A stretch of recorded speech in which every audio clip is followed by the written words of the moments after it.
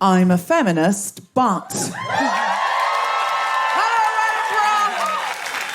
Hello, Edinburgh. My name's Deborah Frances-White, and I am a feminist, but recently I decided, because I'm so bad at meditation and anything like that, and I'm on my phone too much, I decided to create a meditation for myself where I've prepared like 4 meditations on feminism a day, just like one line from Maya Angelou or Simone de Beauvoir or something, that I keep in a special place on my phone. And I just get out the little section, I read it, and then I have to meditate on that feminist piece of thinking for 1 minute. And it really, really, really calms me. And it gives me so much amazing energy. And I've been doing it every day for 5 days until today, when the way I got energy was a full bag of Haribo Tangfa sticks. A full bag.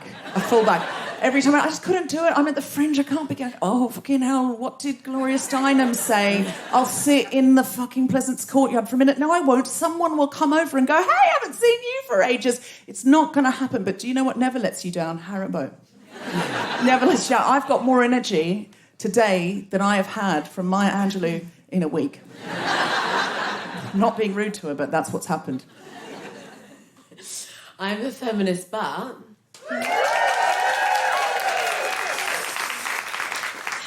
I missed one of my very good friend's shows so I could hang out with a man I have a crush on. Oh!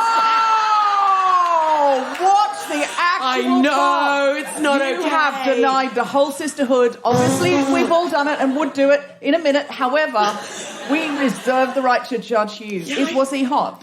He's not even that hot. Did anything happen? Did you get like a little pash? As we say in Australia? No, he doesn't know I have a crush on him. It was literally just to hang out to chat. Like, I haven't even done anything about it. You didn't even make a move on him? No. You just looked at him? We just chatted for like an hour and I missed my friend's show and I was like, I'm just a prick. Wow. Say 3 Maya Angelou's and a Gloria Steinem. And no Haribo for you for a week.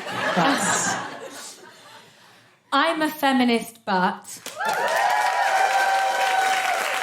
I feel that the finally a dress with pockets thing and discourse is completely outdated. Right, I hate the finally a dress with pockets because they've had pockets since the 1600s. They have, okay? Right, to be fair, those pockets were awkward. They were, like, kind of separate. But then they put them within the dresses from the 1840s. I just think we need to get over it. And if you've bought something that doesn't have pockets within it, that's your fault. You should have checked in the changing room. Wow. And some of us like a clean line. Yeah, no. I think what Emma Sidi has brought to the fore is we should be aspiring to more as feminists now than something that women had before we had the vote. Yeah, exactly. It's embarrassing now that you say it in that light. Like, I was very pleased with myself having pockets today, but now you've said it, I realise the bar is far too low. It's been going on for 400 years, far babe. Too low. Yeah. The bar is far too low. You're right. I'm a feminist, but yesterday at the Fringe up here in Edinburgh, I was walking down the street with a much more famous comedian than me, and 2 women ran up and were like saying to her, oh my God, we love you, we love your show, oh my God, can we have a selfie, blah, blah, blah. And they totally ignored me. And that was fine. I took the photo, it was fine. But then after we went our separate ways, someone came up to me and went, oh my God, are you doing Frances White? I love her. And I was like, yeah, that's lovely, yeah, of course we can get a selfie, because there was no one else there to take it. Yeah. And a little piece of me, a dishonourable piece of me thought, oh, I wish she'd been with me when that happened. It's not okay! But that's why this is the confessional part. At least I didn't ditch you for a man. That's what I thought. Oh, God, this one's going to make you hate me more. I'm a feminist, but one time I was dating this comedian, and this was in Berlin before you start speculating about anyone in the UK. I was dating this comedian, and we were dating for a bit, and then we broke up, and I went back. I was living in Berlin, went back to the UK, and I came back after a week, and he'd got a new girlfriend who was also a comedian. Ooh. And much younger than me, which is not okay. I'm the youngest Whatever person in you the world. did now, So. whatever you did now, no jury would convict. Okay, good. Okay, but then I found out that he had a new girlfriend because I went to do a show and he was there with the new younger girlfriend, and I was there, and I was very anxious about getting on stage because I was like, oh no, I've got to do it in front of my ex and the new girlfriend, and I was very, very, very nervous, and you can hear me on the recording that I have of it going into the mic going, it's gonna be okay, it's gonna be okay.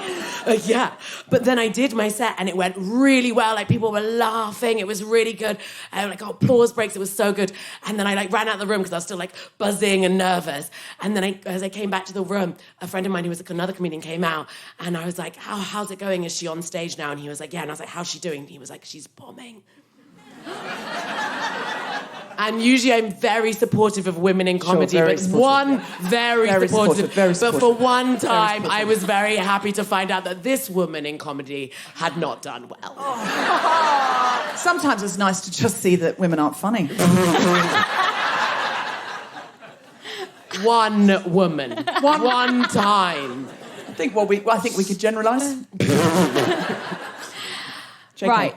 I'm a feminist, but I believe that female comedians should be given more money in their costume allowance for entertainment shows than male comedians. Right, I have to... It's obviously a very rarefied opinion, this. Let me qualify. So... I think feminism is about kind of seeking equality, isn't it? I don't want equality, I want a lot more. So... I was very, very, very blessed to be in the next series of Taskmaster. Ooh, doo, doo, la, la, la. Fantastic. You are given a costume allowance, and that's for 10 shows, okay? I think I'm going to say now... No, I can't say that. Oh, wait, look, you're given a costume allowance. There's a specific amount of money, and I'm telling you it's tight. For 10 shows, it's damn tight. I was given the exact same costume allowance as Andy Zaltzman. Oh, as Jack D. No offence, what are they buying? Nothing. Like another pair of trainers? No, they've already got a Marks and Spencer's cardigan and they're happy with that. That's exactly it. I think if you wear jewellery, if that's part of your look, you should be given 10 times as much costume allowance. Not to mention a pocket allowance. No, I agree with that. Because did you hear about that Australian presenter?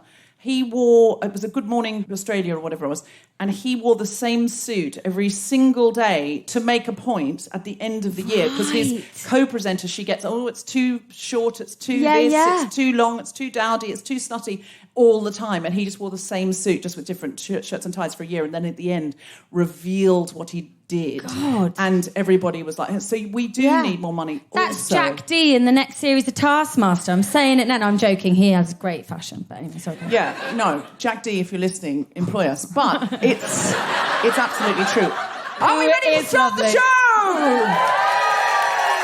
Then welcome to the Guilty Feminist Edinburgh Fringe. Big round of applause for Kate Cheka and Emma Sidi, two incredible women you'll be seeing a lot more of this evening. Thank you for coming out to the Edinburgh Festival Fringe and choosing us from the 369 shows that are on. 3,600... Oh, fuck, I fucked that. From the 3,629 shows that are on. I tried to remember the exact number and I thought, I'll wing it. Winging it didn't work. But that's all right. I'm styling it out because I'm a feminist. With that kind of power. That kind of feminist power. Thank you, Tom. Thank you. That's the patriarchy taking away the microphones. Set them to work. Previous Edinburgh Festival Fringes, that would have been all women coming out and polishing the stage, and men out here with the mic. No longer. Oh, we had a lovely thing yesterday where lots of people were here with their mums, and I don't wish to imply you're here with your mum, but is that your mum? No. Okay. Are you a couple? Okay. I'm very sorry.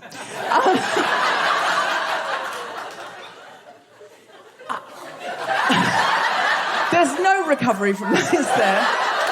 There's literally no recovery. There's literally no recovery. It was just like everyone was here with it. Isn't it true, Tom? Was or was not? I've called it the patriarchy now, you won't help me. Was it what not? Yesterday, was everyone here with their mum? Was a running gag? A lot of mums. There were a lot of people here with their mums. Okay.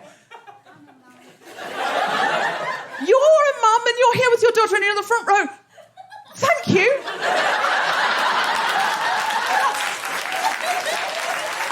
That saved me. Thank you. What's your name? Linda. Linda was one of our favourite mums yesterday.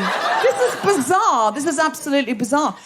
What's your name? Tanya. Tanya. Excellent. Is anybody else here with their mum? Yes! Come on. Excellent. And I need you to self-declare, because I will never again, as long as I live, ask such a question. I don't care if I'm at a mother and child sports day. I will not be assuming. One cannot assume. One cannot. I can only imagine if I were out with Tom and someone said, "Are you his mum?" how much I would literally never get over it. Never get over it. I would lie awake for the rest of my life. And I know now that I have done that to someone, so now I'm going to lie awake for the rest of my life thinking about how someone else is lying awake for the rest of their life in a sort of, and all of you, feel free to lie awake for the rest of your life thinking about me lying awake for the rest of my life, thinking about them lying awake for the rest of their lives, and so on and so on and so on. Anyone else? Who has come a long way? Because yesterday someone who was here with his mum had come from Chicago. They'd especially come from Chicago. Further. Where have you come from? Los Angeles. Now, I have to tell you that Joshua and Jennifer had mostly come to the Fringe to see The Guilty Feminist. That had been the beginning of the journey, and all the other shows they were seeing were people they'd heard on The Guilty Feminist. Have you come especially for this, or was Adam Richards full? You came for us? No. Stop it. Really? Really? Did you? Was this the main thing that you came to the Fringe for? We saw the title and we said we had to go. Oh, that's lovely. So you were here, you were here and then you saw the title. Okay. Yes, that is a different thing. They got on a plane for us, whereas you were flipping through the Fringe guide and went, that looks like our kind of thing. But I am still thrilled. We have been to Los Angeles, so it seems like a long way for you to come. But we're not there at the moment, so this is excellent work. Have you seen anything else you could recommend? Bronze Boy. Bronze Boy. Fabulous view of America. Bronze Boy. Browns Boy or Bronze Boy? Bronze. Boy. Bronze. I'm so sorry, I'm struggling with the accent. And you'd think, after all those years just consuming Hollywood content, I would know. So it's Bronze Boy, Bronze, and it's by Nancy Hamada, a fabulous view of American culture. Amazing. And are you here with either a child or your mother? My mother is almost 92 and she's in the front row. Come on! She's strong, Mum. She took a risk. She assumed again. She assumed correctly. She shoots, she scores. She said she'd never chance it again, but she thought, fuck it. I am not... I'm originally Australian. Yeah. We have a lot of confidence. Have you seen our people breakdancing?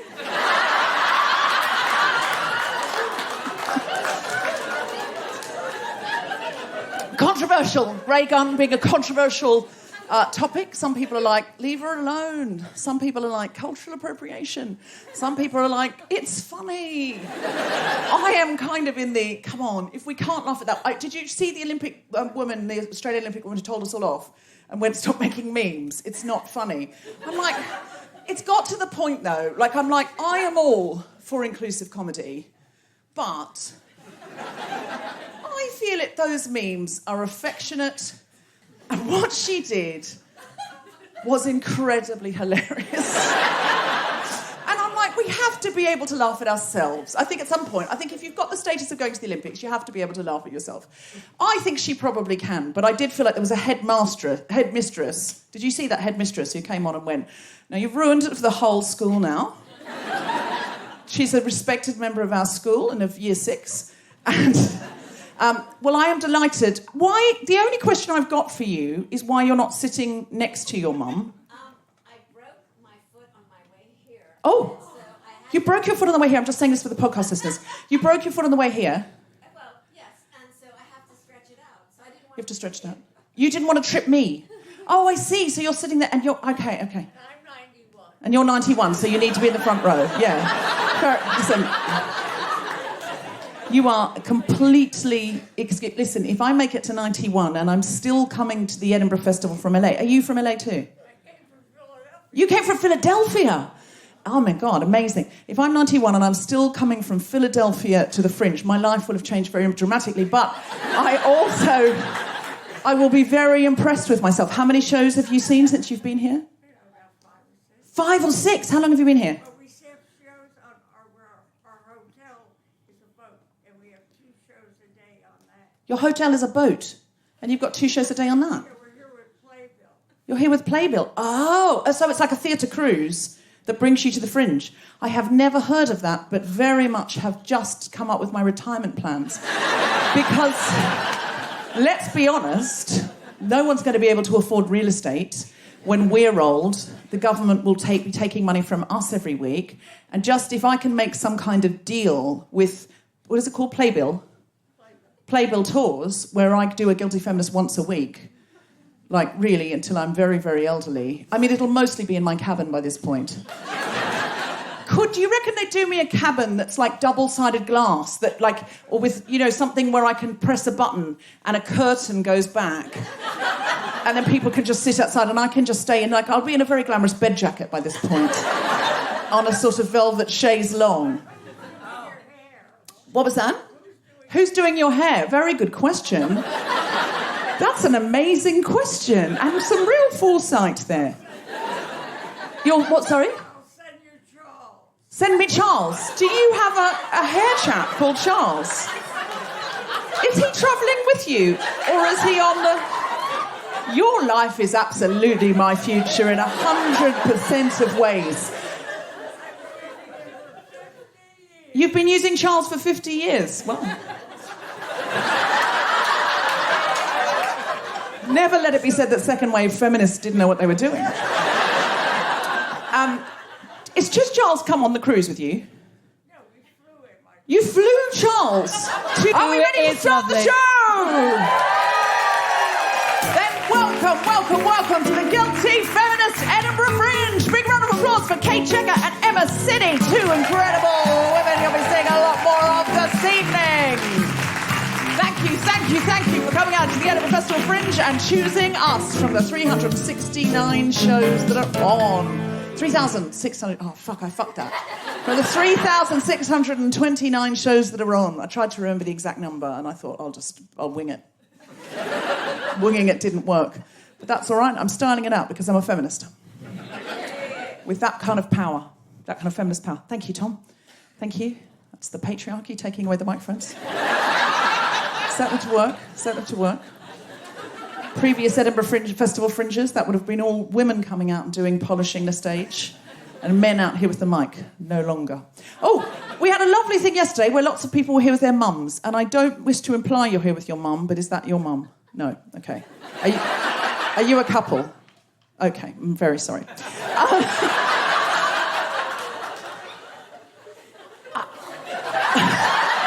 There's no recovery from that, is there?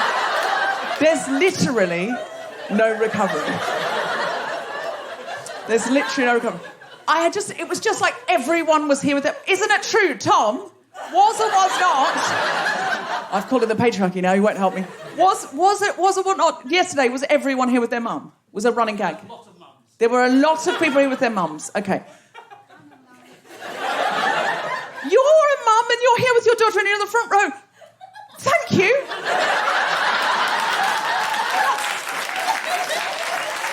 That saved me. Thank you. What's your name? Linda. Linda was one of our favourite mums yesterday. This is bizarre. This is absolutely bizarre. What's your name? Tanya. Tanya. Excellent. Is anybody else here with their mum? Yes. Come on. Come on. Excellent. And I need you to self-declare, because I will never again, as long as I live, ask such a question. I don't care if I'm at a mother and child sports day. I will not be assuming. One cannot assume. One cannot... I can only imagine if I were out with Tom and someone said, are you his mum, how much I would literally never get over it. Never get over it. I would lie awake for the rest of my life. And I know now that I have done that to someone, so now I'm going to lie awake for the rest of my life thinking about how someone else is lying awake for the rest of their life in a sort of, you know, and all of you, feel free to lie awake for the rest of your life thinking about me lying awake for the rest of my life, thinking about them lying awake for the rest of their lives, and so on and so on and so on. Anyone else? Who has come a long way?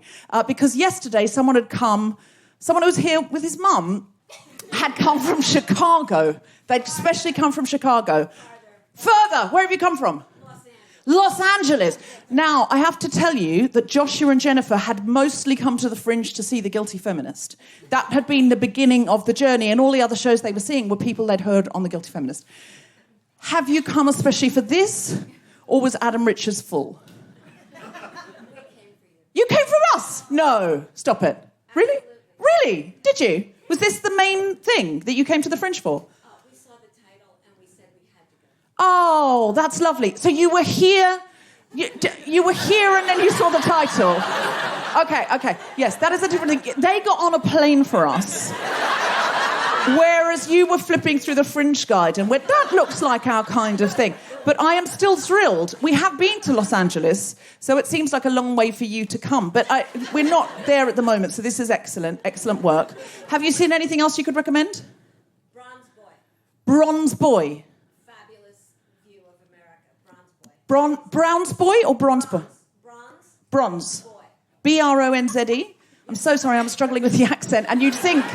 After all those years just consuming Hollywood content, I would know. So it's Bronze Boy, Bronze, and it's by Nancy Hamada, a fabulous view of American culture. Amazing. And are you here with either a child or your mother? My mother is almost 92 and she's in the front row. Come on! She's got one. She took a risk. She assumed again. She assumed correctly. She shoots, she scores. She said she'd never chance it again, but she thought, fuck it. I am not... I'm originally Australian. Yeah. We have a lot of confidence. Have you seen our people breakdancing?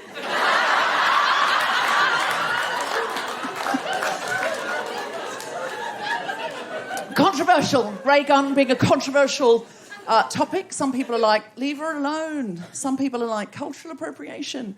Some people are like, it's funny. I am kind of in the, come on, if we can't laugh at that. Did you see the Olympic woman, the Australian Olympic woman who told us all off and went, stop making memes? It's not funny.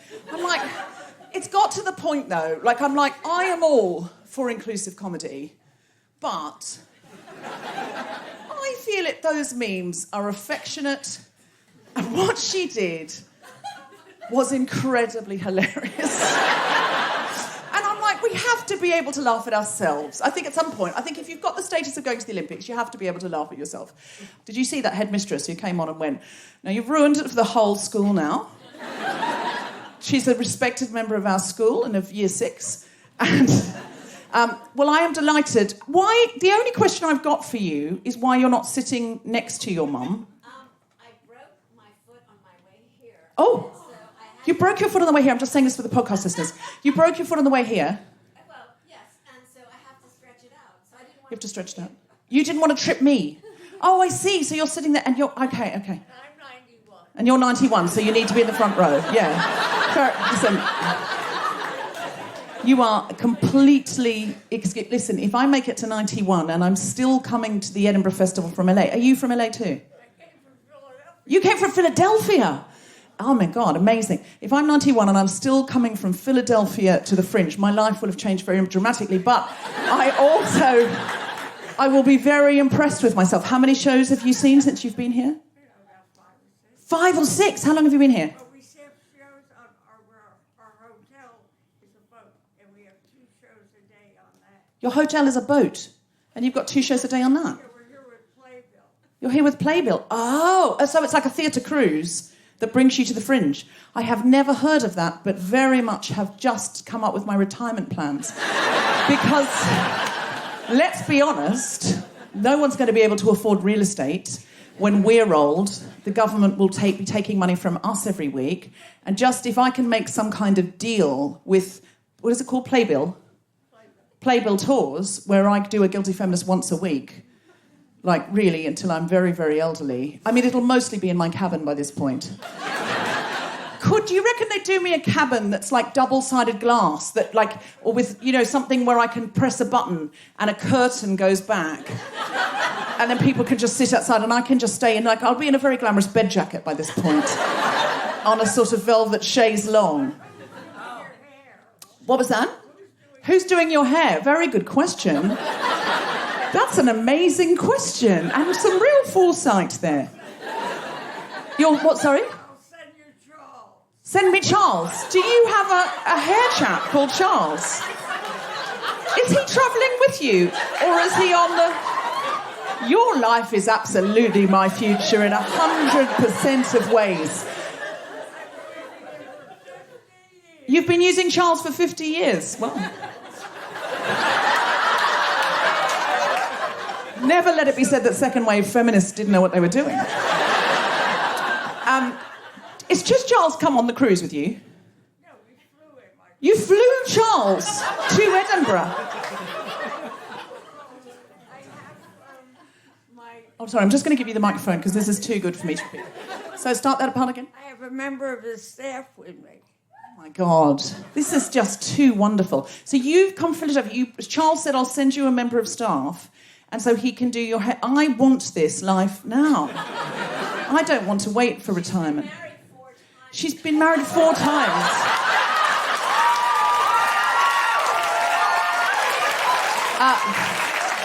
So you would have a good...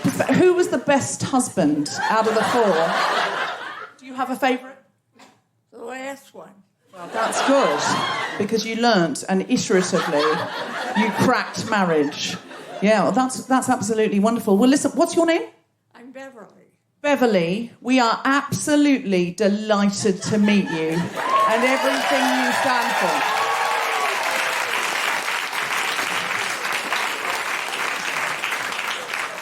And with that in mind, I mean, really, if I had my way now, I would cancel all other guests and it would just be the Deborah and Beverly show. But I've booked some absolutely genius comedians, so perhaps that will have to be a free Fringe show tomorrow afternoon in the Crate and Kitten or whatever venue will have me and Beverly. But all I know is we're going to have fabulous hair. So, are we ready to start I want to say meat and potatoes, and it really upsets the vegans, and I can't. So, are we ready to start the what's another word for meat and potatoes? The sort of the show, the nut roast. Are we ready to start the nut roast of the show? Then please welcome to the stage and to the microphone for some incredible stand-up, the wonderful Kate Cheka.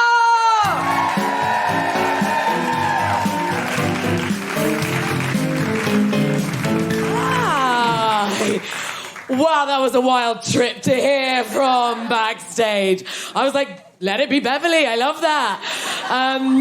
How are you guys doing? You all right? Ooh, anyone here hungover? What? Are you all 90? What? No one's hungover? You're such a restrained, guilty feminist audience, so restrained. Okay, well, I'm going to talk about my hangover because I'm hungover. I was snogging my mate in the Pleasance Courtyard last night at 2 a.m. And then I was like, I've got to get in a taxi because my show's at midday. But yeah, I was hungover. Okay, so but we've been hungover before, right? Okay, phew. Okay, making sure you like to have a good time. Okay, anyone here when they're hungover, do you get horny? Yeah, do you know about the hangover horn? Yeah. Okay, well, don't worry, because that's my thing. When I'm really hungover, like, I get really horny. Like, all I want to do is have sex and eat Deliveroo, but mainly have sex. But don't worry, I've come up with an app for this problem. Yes, I'm Elon Musk.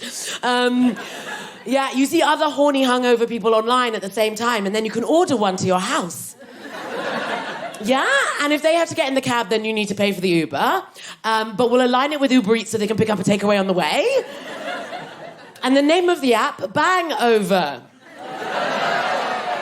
Thank you. Comedy doesn't pay great. I have to have other ideas. Is anyone here planning on having a threesome tonight? I'm not inviting myself to it. I mean, I can't come. I am free, but... Anyone? Whoa! I love that. We're up top. Yeah, I'll be up top later. No. No, I'm just asking because I did my first ever solo show in Berlin last summer, and it had gone really, really well. Because I used to live in Berlin, it had sold out. All my friends were there, real good vibes. But there was this couple in the front row that obviously weren't really enjoying themselves. And I was like, why would they come to my show? There's no other comedians on. It's just me. But then afterwards in the bar, my friend Danny introduced me to them, and she was like, this is so-and-so and so-and-so. And then they left, and she was like, we were supposed to have a threesome tonight, but I cancelled it for your show. And I was like, well, no wonder they hated me. German couple as well. They'd probably been planning this threesome for like 6 months. And Chino's Germany in the corner, like, yes. And instead of having a threesome, they had to watch a British lady they'd never heard of do an hour of stand-up. To be fair, though, they were quite nice about it. The guy was like, you're the best comedian I've seen in Berlin. I said, oh, do you go to a lot of comedy? He was like, no, I've seen one other comedian. So that's not good for my validation. So now I just want to make sure that everyone's getting their threesomes they need. Like, I don't want to go have a cock block a threesome again. Like, I'm all right at stand-up, but I'm not better than a threesome. Definitely do that instead. The last person I actually had sex with, this is a little secret I'm going to tell you. The last person I had sex with, we were in the middle of it, and he said to me, you have a very small clit. I know, which is the first time I've heard that as an excuse for not being able to find it. Is it small or are you lost? I'm actually having a celibate fringe. This is too much information. This isn't one of my secrets. You don't need to know. But I have a certain cyst in a certain location that swelled up right before the fringe. And I think it's God's way of being like, don't put your pussy on any of these posh white boys. It's really important for you, particularly, to stay celibate this fringe and do your work. Because my show's actually not about all these frivolous things I've just said. My show's about saving the world. Because anyone here felt like they were in charge of saving the world? What? You just have a nice life? That's insane. I just felt like it was my job to save the world. And when you have that, that's called a messiah complex. And I wanted to call the show that, but another very bad comedian got there first in 2014. Some of them have guessed. So I've called the show what he should have called his, which is A Messiah Comes, Sometimes Not Consensually. And now the rest of you know who it is. No, because it was this thing, because basically, I've got hit that age, right, where all my friends are getting knocked up. Do you know the vibe? You're in your 30s, all your friends getting knocked up. And it's always the good ones, you know, like Cocaine Grace. You know her, and she was like so much fun. She'd always be doing cocaine till midday the next day off her kitchen table. She got knocked up with twins. She's like, you can come round for wine. It's no secco. Like, fuck off, I'm not coming round for that. But she called me after she had these twins, and she was like, Kate, I think I've made this huge mistake. Like, all I do is change nappies and breastfeed. I think I've made this big mistake. And I was like, what are you going to do? It's too late for an abortion. I said that in my head. Out loud, I was like, no, you'll be fine. But then I got off the phone and my mother was there. And I said to my mother, did you feel this way? Because my mother was like a single mother. She had me much older in life, like in her 40s. And she like had a very traumatic birth with me, like 30 hours in labour, emergency cesarean section. I said, did you feel like you'd made this huge mistake? And she was like, no, I loved it. But then, of course, I thought I'd birthed the Messiah. Which is quite a claim. And also, thank God I wasn't a boy, because imagine what kind of prick I'd be now. But I think the reason for it is because she was like this big feminist her whole life. Like, she really wanted to change the world. Like, I grew up with all these feminist postcards in my downstairs toilet, and so much so, they were quite intense. I had a teenage boyfriend that couldn't pee in our downstairs toilet. Yeah, because he got stage fright from the aggressive feminist postcards. But they would say things like, as a woman, I have no country. As a woman, my country's the whole world. What does that mean? And then there was one that was like, I wanted to go out and change the world, but I couldn't find a babysitter, which made me feel incredibly guilty. Like I got in the way of this woman's life, you know. And then the second reason is I think she has a bit of guilt about the circumstances of my birth, because my father was and is still married to somebody else. Yeah, and you have to have an excuse when you've been messing around outside the house, basically. Because if you take Mary, for example... the Virgin Mary. Yeah, okay, you guys know her. Like, she was away from her boyfriend, Joseph, and she was outside the house. She got knocked up by this much older man. Yeah, older than the world. And it happens. We see it all the time. A man in a much more powerful position will knock up a much younger woman. And then she had to come back to the house to her boyfriend, Joseph, and be like, have an excuse for it. And she was like, no, it's fine, because this one's the Messiah, you know? And basically... yeah, I just think for 2,000 years women have had to have a very good excuse, you know, because this was the time before abortions and stuff. And I'm going to also just end on some abortion stuff that I think you're going to be okay with. Maybe we'll find out. It's a story from when I was in Texas. I was actually in Mexico, but I want to see a real third world fucked up country. So I went to Texas, and everywhere you go in Texas, there's all these like anti-abortion billboards that say things like, a baby's heart beats at 4 weeks, please don't abort it. And there was one that was like, a baby smiles in the womb at 8 weeks, please don't abort it. And I was like, well, if a baby smiles in a womb and no one sees it...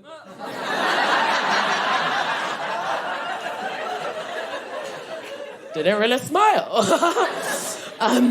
And I wanted to do comedy in Texas, and my friend said to me, that's fine, but please don't talk about abortion on stage. We're very sensitive about it here. And it made sense, actually, because when I got pregnant, when I was 20, living in London, I had an American housemate, and she offered to push me down the stairs. Yeah.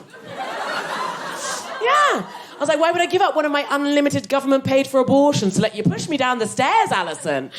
Oh, and then I went to Texas, and I didn't follow my friend's advice. I talked about abortion on stage, and the crowd in Texas really didn't like it. I got kind of angry with the crowd, kind of lost my temper, and I said to them, well, I guess you had to make abortion illegal here, otherwise where are you going to get all those school children you love to shoot so much?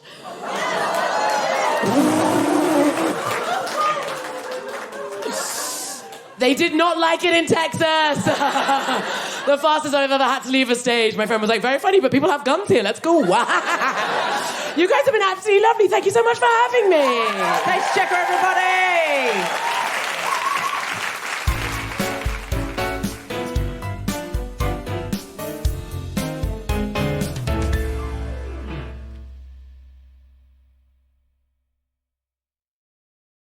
Hello, Guilty Feminists. This is Deborah. We are going to be at the London Podcast Festival. Our show will be on Sunday, the 8th of September at King's Place, where you can see lots of other podcasts live as well as part of the festival. Our co-host is Jessica Fostekew, a Guilty Feminist favourite. Our guest is very fancy Dawn O'Porter, returning to the show. For tickets, go to guiltyfeminist.com and click on live shows.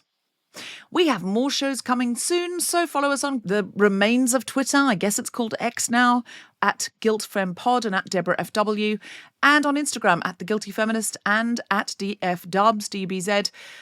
We're pretty heavily shadow banned, so if you could interact, you know, go and look at our grid or what's going on in our stories and give us a engagement. I don't know what it is we're meant to be doing now. Much more of the future seems to be about outsmarting robots than I thought it was going to be, but here we are. You could also keep listening to these announcements here, or you could sign up for our mailing list with good old-fashioned email if you go to our website, which is guiltyfeminist.com. For ad-free episodes, go to patreon.com/guiltyfeminist and support us from as little as £2.50 a month. Rate, review, subscribe. Tell someone you know. You can review any single episode. You don't have to think, well, I've done it once, so I can't do it again. If you liked this episode, go and give us 5 stars. Tell someone you know. It all helps people find the podcast. And now, back to the show. Thank you so much, Katie. How are you doing there, Beverly? How are you doing? Are you all right? I'm just checking in. Are you all right? Yeah. Okay. Great. Oh, you've just got to make sure your hearing aids turned up. Yeah, it might be better if it's not. I think not all that content would have been allowed on the Playbill cruise. I think that's absolutely clear. But listen, you were young in the 60s. I've seen it all. You've seen much more than we have. You're listening at home. Beverly just said, yes, I have. Absolutely. Absolutely. So if you're 91 now, someone who's good at maths, how old was Beverly in 1969? Maybe Beverly could Don't do a stereotype that women aren't good at maths. Don't be counting on your fingers. There must be... How old? 45 in 1969? No, that's not right. No. How old were you, Beverly? Born in 1933, so you subtract 33 from 69. 33, so subtract 33 from 69. Okay, even I can do 36. that. 36, absolutely. But it's nice to know that stereotype about women being good at not being good at maths, it's a large audience. No women Really in STEM. disappointing. Surely, just give us a cheer if you're a woman in STEM. Yeah, you should be ashamed. You can do that basic maths. Yeah. But so 35, and you were presumably... What state were you living in then?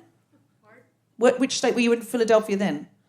Yes. You were in Philadelphia then, yeah. So that must have been an extraordinary time. 35, 69, very difficult. Yeah, there was a lot happening in America then. Are you feeling like America's getting better? Are you hopeful for America? Well, I figure if we get a Democrat president, they'll go back to being like with sensible behavior. Okay, so you're hoping for a Democrat president. Yes! Okay, yeah. Okay. Yeah. I mean, politics has moved so far to the right in general. I never feel like a Democrat president now is going to be like a Democrat president was in the 60s. But it's a fuck sight better than Project 2025, which is we don't believe in birth control anymore. Like, literally, have you seen it? It's like no condoms. It's like terrifying. It's a manifesto for Gilead. Yeah, it's the Handmaid's Tale. And yeah. he will be full dictator and be able to bring people out into the town square and But the revolution's coming next year. well, let's very much hope. Who thinks Kamala Harris will do it? I think she will. I think she will. I think Trump has finally missed the turn-off and is really... People are looking at him and his fans as if to say, oh, no. I know it will still be close because of everything that, has happened in America, but I do think she will do it. And, yeah. Excellent. Any other Americans in? Yeah? You're very quiet for an American. Yeah. Who are you voting for? Imagine if someone was here, Trump. I'm in the wrong show. I'm in the wrong show. Okay. Listen, speaking of politics, as we were, Beverly, our guest today is an actress, comedian and writer. She has starred in Jess in the 3 series of Starstruck, Emily Maitlis in the comedy satire Prince Andrew the Musical for Channel 4, and Millipede in 3 series of BAFTA-nominated comedy Please Like. She is back at Edinburgh Fringe this year. She's actually one of my favourite character comedians ever. I've seen her do shows that have left me doubled over and breathless. She is currently doing an absolutely sold-out show this year, which is also political satire, and it's called Emma Sidi is Sue Gray, and she herself is, of course, the incredible Emma Sidi!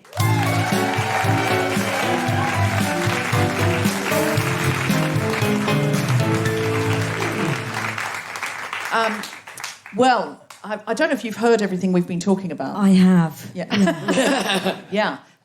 It's an extraordinary time for politics on both sides of the pond, I think. It seems like the right has really just escalated in a way where they've imploded, hopefully, on both sides of the pond, both here in the United States of America. But the left has inevitably drifted further right. So the centre is now much further right than it used to be. Yeah. Now, how does this... You're doing a political satire show. Yes. How has this impacted you? So that's a slight stretch, right? Like Deborah said, I really am a character comedian, and that means a lot of what I do is just bollocks. Sorry. It is not. It is. It's I'm proud of it. Say whimsy, not bollocks. I think that's the thing. It's not really like very clear satire. Like, so it's called Emma Sidi is Sue Gray, and it's kind of my imagination of what the former civil servant Partygate Sue Gray might be like. So it's essentially, it kind of opens with essentially going, God, you think I'm such an enigma, but actually I'm basic. I just love spaghetti carbonara and Happy Valley. And that's kind of our starting point, and then we go into the politics of it. So it's a sort of absurd look at it, but it has really affected the show, and in a way that is been really interesting to kind of work every day in terms of feeling how the audience are responding to this quite absurd character comedy, but through the lens of what's actually going on in the real world. Yes, I just realised, because we've got some Americans in, we should probably explain Partygate and Sue Gray. There's probably people from all over the world who... just give us a cheer if you're from somewhere that isn't here. Yeah, okay, great. We don't want to assume that you have any interest in our frankly embarrassing, provincial, parochial politics. So, did you hear about Partygate? So basically, while we were all literally not visiting our ill and in some cases dying relatives, while our children were not being allowed to go to, their end of year graduation, where people missed out on years of their life to stay indoors and protect each other, during that time, it turns out the people in government who were in the, number 10 Downing Street and, the ones that were allowed to go to work and not work on Zoom were having parties. And some of them were worse than others, but some of them looked really just reckless and like they just didn't care about the sacrifices that the rest of the country were making, and it really, really angered people. And I think that was the end of the Conservative Party, and I cannot understand why that was the end. And the end wasn't many years before. Nobody knows why that was the end, but it just riles people, doesn't it, when they see other people. Well, it riles British people when they see someone having a glass of rosé and they're not invited. And the ultimate NFI. Yeah, absolutely. Yeah. They've had terrible views on immigration. They've had terrible views on... They've cut people's housing benefit. They've taken away food. Didn't want to give children lunch. In the pandemic, they were before that no free school lunches. All that they did terrible things. But the thing that really did it for the British public was going, did they have a fucking Christmas party? They karaoke? No, that's it. They're gone. They're gone. And Sue Gray was put in charge of the Partygate, as it was called, named after Beverly. Beverly's daughter. What's your name? Julie. Beverly and Julie, you'll know, but it's named after your famous scandal, Watergate, which was a little bit more serious and glamorous. So here in Britain, we embarrassingly have Partygate because floppy-haired Boris Johnson, do you know, is he in your news ever? It's like a Poundland Trump. Yeah. And Poundland is like a Poundland dollar store. It's so many levels. And so so they did this big investigation and someone was put in charge of it. Her name was Sue Gray. She was a civil servant. Mm-hmm. And Sue Gray discovered that, in fact, they had flagrantly broken the law and they were a bunch of illegal tossers. I think that was her actual words. Yeah, exactly, verbatim. Criminal tossers, I think she called them in the end. Criminal tossers. But the thing with Sue Gray that was really interesting is, I started performing as Sue Gray the day it came out of saying Sue Gray's report is out, because I just desperately needed new material. I was like, right, I'll just be Sue Gray for the set, see how it goes. Went down well, but that's because, she was in the news. I thought the shame about that is that it's obviously got a massive expiry date. No one will know who she is in a week's time. But Sue Gray has weirdly never left the news. She then ended up leaving the civil service, I like to think, because she was so disgusted with what she saw with the bloody Tories, went to Keir Starmer, became his chief of staff, and is now the most powerful political advisor in the whole of government. And if that's a revenge story, incredible. So, yeah. That's a woman with pockets. Yeah. That's a woman with pockets. Yeah. And she would absolutely miss your Fringe show to go and be with any man she fucking wanted. And you would thank her for it. I've heard on very good authority she wears a leather jacket. That's the kind of chick she is. Wow. Rock on. Absolutely. Interesting that the woman who blew the whistle on the rosé in the Rose Garden and the karaoke at Christmas is now the chief of staff. Again, British people respect her because they've never been so angry Yeah. at anybody as they've been angry at those partying Tories. So it's interesting that she's really risen. I mean, if someone else had to do that report, presumably that person would be as famous. But we do have a respect for her because she didn't kind of kowtow or play it down. She came and said, no, you're all wrong, and I don't care what the consequences are. I don't care if you get back in and I'm sidelined or demoted or I have to leave. Or she just absolutely held her ground. Do you, because your show, Kate, is in many ways talking about the political situation, being, you know, you feel you have to save the world. Yes. How are you feeling about, how are you feeling? I mean, I think a lot of Guilty Feminist listeners think, you know, like they need to be doing more or they need to be giving it a go to contribute, you know. And I certainly feel it. What do you feel the role of political satire is? Do you think comedy can make a difference? Whoa, that is a big question to ask, especially here in this forum. But I'm genuinely interested because I always remember Simon Munnery saying, you know, they did all this alternative comedy in the 80s in this country. Political comedy was a big, big movement. And they said we were successful in bringing down Thatcher in the same way that the Berlin cabaret scene was so successful in bringing an end to the Third Reich. And it's such a great line, i.e. not at all, young people. Hitler was not brought down by comics. They were either killed or jailed or disappeared or went underground or whatever. I think what's happened is like what's the word? Like the made corporatization of satire a bit. Like I really think there was a point that yes, it was great and it really worked and satire was great, but then now for some reason all the clowns got together and decided they wanted to get into politics. And someone like me who has a political degree and wanted to spend my whole life wanting to become a politician has to become a fucking clown. Because at some point I realised, like, I couldn't go into work every day and see Boris Johnson because I'd stab him. Yeah. And then I'd be in prison and that would be done. Yeah. So break my mother's heart. Yeah, no, I do see that's really interesting. She would have loved it if I'd stabbed Boris Johnson, to be fair. A lot of people now say they get their most sort of investigative, I know it sounds wrong, but I understand it, investigative news from comedians like John Oliver and Jon Stewart, who really do these deep dives and penetrative... sorry, I fancy them both. Penetrative, like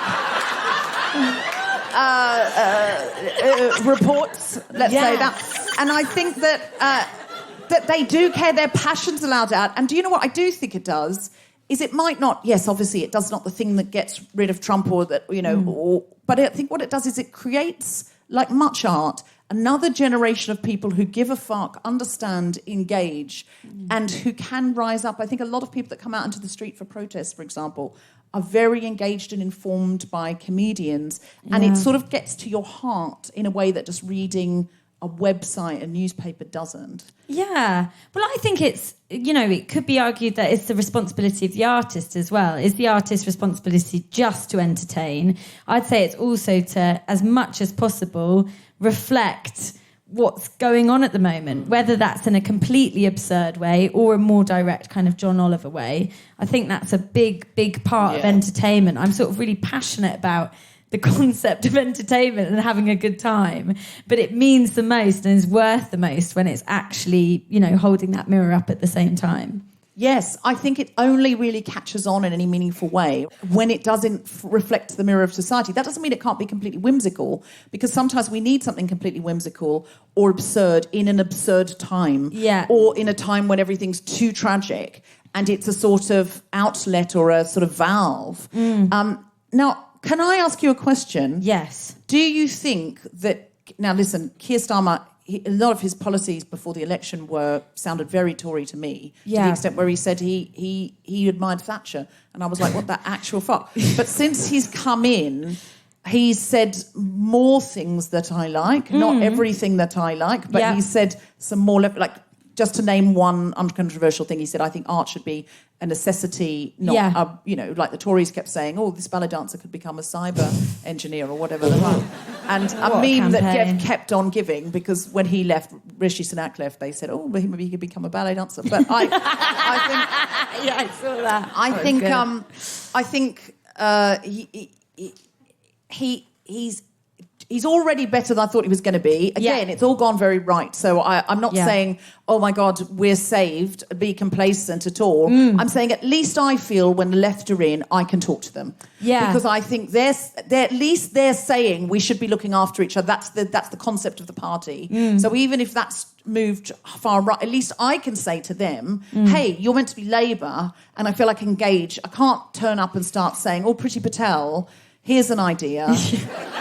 Have some fucking empathy. Yeah. Like, she's going to go, but my party's not about empathy.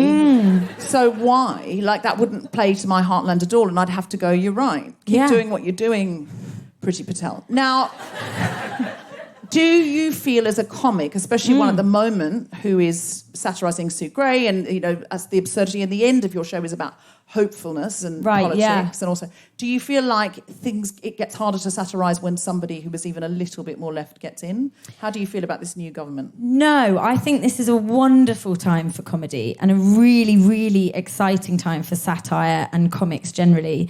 And I feel that kind of because obviously everyone has very different views on this. I personally feel whatever their specific policies are, I feel like the adults are back in the room.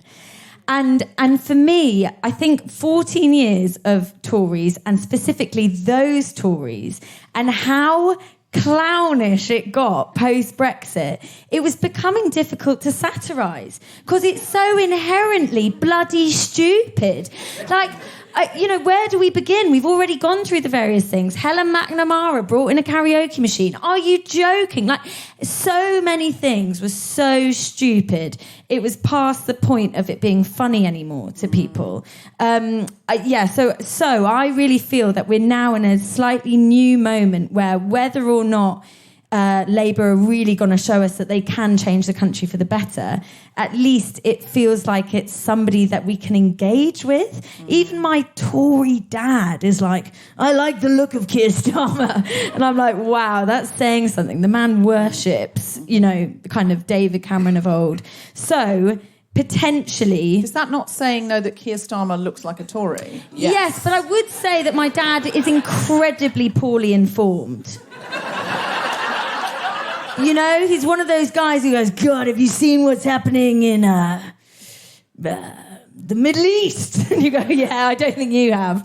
So it doesn't worry me too much. But yeah, like I said, I think we have to see with policy, but I just think it's a moment where we've kind of got a new canvas that has more nuance to it, and it means it's going to be a more exciting time to make jokes. I hope I'm right, but I think I'm right. I think you're probably right, actually, because normally you think, if the right are in, it's easier to satirise. But actually, as you say, it got so absurd, you're like, where do we play in this space? Whereas when someone who looks like a head teacher gets in, you can kind of start throwing paper airplanes. Exactly. And also, there's plenty to satirise there. And I really do want to find a way to have a conversation with Keir Starmer or his team about trans rights, for example. Keir Starmer is my MP. And I'm going to apply for a conversation about trans rights because I believe we are owed a conversation about trans rights from a Labour government. It's a minority group. They are a Labour government who are meant to say all of us or none of us, and they're not doing that. And make sure you don't just go into a spam, babe. Oh, I see. An urgent priority or something. Oh, yeah. Anyway, I will. Now, quick question. Does anyone have a show to plug? And by which I mean, is Tiggy here? Tiggy? Yay! Hello. So we have a little ad section for a sort of elevator pitch for one show. And I went to see a lovely show today called Squidge that was written and performed by Tiggy. Tiggy, would you like to come out on stage and tell us about it? Tiggy. Hello, thank you for having me. Thank you for coming. Tell us about your show. My show is called Squidge, and it's about a grumpy teaching assistant who finds hope in the kid that she teaches, because I think kids give us light, and they're also really annoying. And that's funny, so And it's a very, very beautiful show. It's a one-woman show. It's about grief. It's about loss. It's about isolation. It's about connection. It's funny. It's sad. I cried at the end, but not sad in a good way. Like a catharsis way. What time is it on and where? It's on at 1:50 at the Pleasance Courtyard. 1:50 at the Pleasance Courtyard. Go and check it out. And will it have a life after Edinburgh? Yeah, we really hope so. Soho Theatre are coming in a couple of days' time, so fingers crossed. Otherwise, the Arcola would be great. The National Theatre would be wonderful. If you're listening and you work for any of those operations, please come and see Squidge and give Squidge a slot, and obviously a national tour as well. If you've got a venue somewhere around the country that would like Squidge, it's a really lovely show. Thank you so much, Ticky, sorry. It's so bad. Thank you so much, Ticky. Emma, have you got any shows to plug? Your show is sold out, isn't it? It is sold out, but I've got an extra show that is happening on the 22nd of August at the Queen Dome at 11:10. Emma Sidi is Sue Gray. Please do come. It will be a lot of fun. And secondly, I'm in a show called Cool Story Bro, which is an improv show with Kyle Smith-Bino, who's amazing. We've got incredible special guests. That's from the 15th to the 21st of August, 11:30 p.m, Pleasance Courtyard. Come for funny improv. I promise it will be. I hope. Cool Story Bro. Cool Story Bro. Yeah, with a K. Cheka, have you got any shows to plug? Just my show. It's my Fringe debut, my first hour. It's, thanks, a little one clap over there. I love it. It's called, A Messiah Comes. It's on at 12:25 p.m. So just after midday, so no more late night snogging for me. Yes, at the Wee Yurt, Potterrow. Potterrow, the which Wee is like the other Yurt. half of it. The Wee Yurt. The Wee Yurt, yes. The Wee Yurt Come tomorrow. I Potterrow. have tickets for tomorrow, Thursday, Friday, Saturday. All What sold time out. is it? 12:25 p.m. 12:25 p.m. So if you want to see Kate's show, 12:25 p.m. You said it's the next 3 days sold out, but tomorrow you can come. Tomorrow you can come, but the 3 days after that are sold out. Okay, so get those tickets now if you'd like to see an hour of Kate, Beverly. Beverly, how was the show for you? I like it. You liked it? Yay! Excellent. Absolutely thrilled to have you. Thank you so much for coming. And thank you all for coming. It's been really, really wonderful. We are also producing 16 Postcodes. Jessica Regan's been on our show a few times before. It's a lovely show. And it's about... Jessica's lived in 16 postcodes in London in 20 years, because in London, if you rent, you get moved on a lot.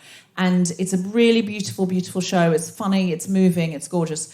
So go and check that out at the Pleasance Courtyard. We have a musician to close our show today, a writer, composer, comedian and musician making her highly anticipated Edinburgh Festival Fringe debut with her wildly relatable existential musical comedy show, How to Be Content. Please welcome to the stage, Isobel Rogers!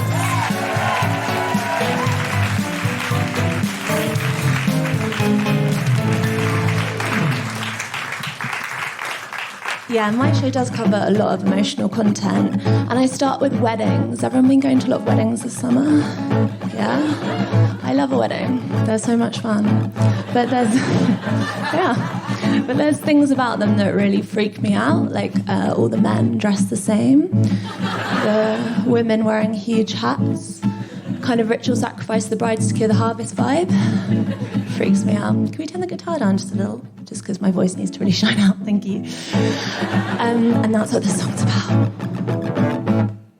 Put it in your diary, best of your life, baby. Such a romantic setting. I fuck me up, it looks like I'm invited to another wedding. Don't mean to sound ungrateful, cause I'm very sentimental. But sometimes it gets upsetting when all the money that I'm earning keeps on going on your wedding. And I'm not opposed to love. In fact, I really rate the stuff. But why does it all need validating? With all like, baby, put a ring on it and get me to a wedding. And I really love the food, the dancing friends, just the whole mood. But it's a shame when it gets stressing. All the people being like, oh God, I'll never have a wedding. The wedding is impending. Okay, let's introduce all the wedding crew. Hey, hey, hey, I am the maid of honour. Of course, this isn't a competition because I have already won, yeah? I'm the bride's best friend, the number one queen bee. It's why I don't mind, I'm essentially working for her for free.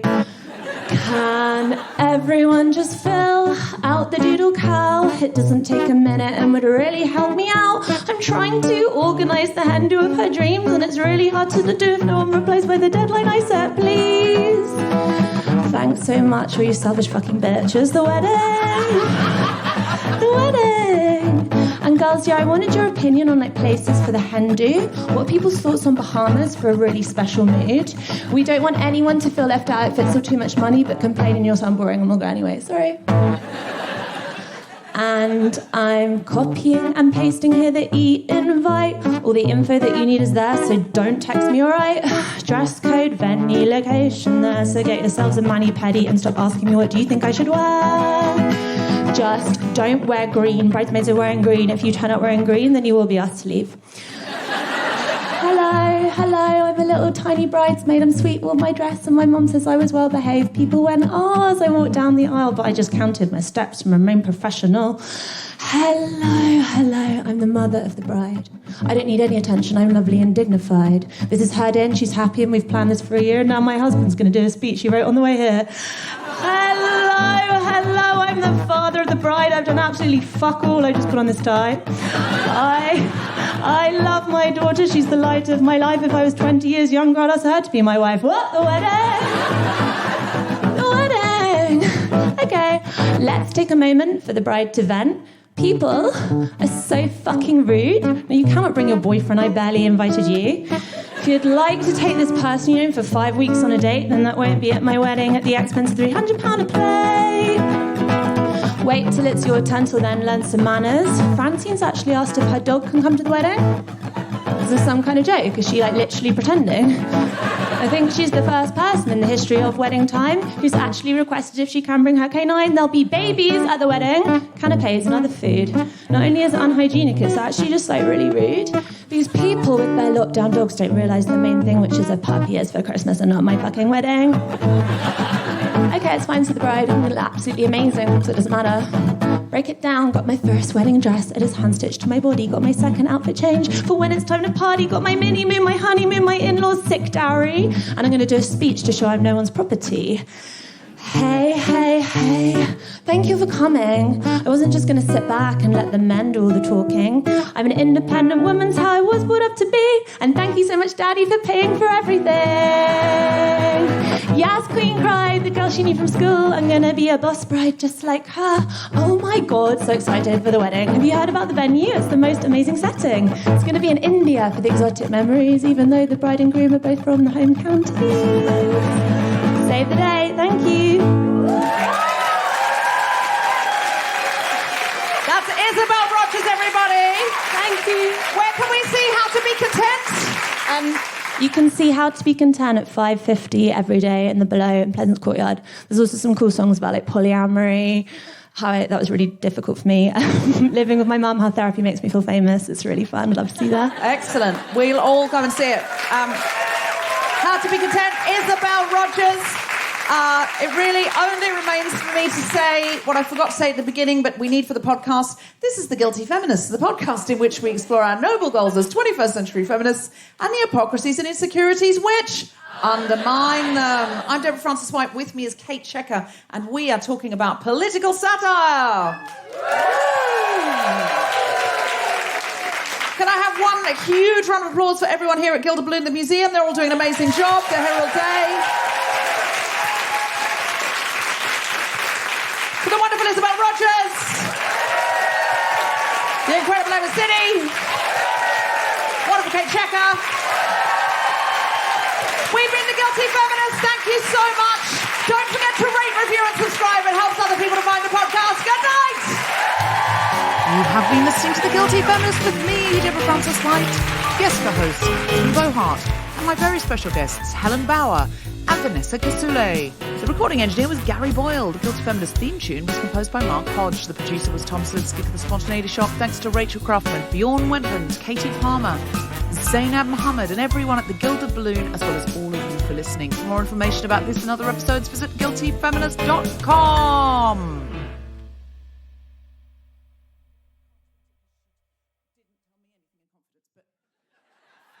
I shouldn't have said it. That's what the Just- ticket price is, though. Direct gossip. That you Absolutely, absolutely. I like to offer people who've come out a little bit of extra gossip that I absolutely cannot put that in the podcast. I really need you. Is anyone here from Australia? Okay. Does anybody know what I'm talking about from Australia? Yeah.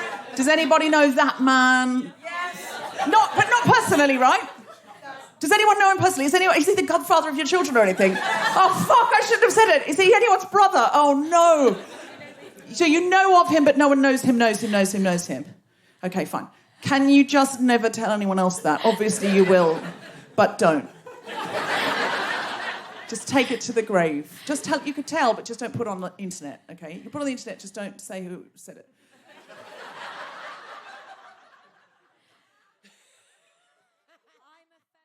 The Guilty Feminist is provided exclusively from Acast. Find it wherever you get your podcasts.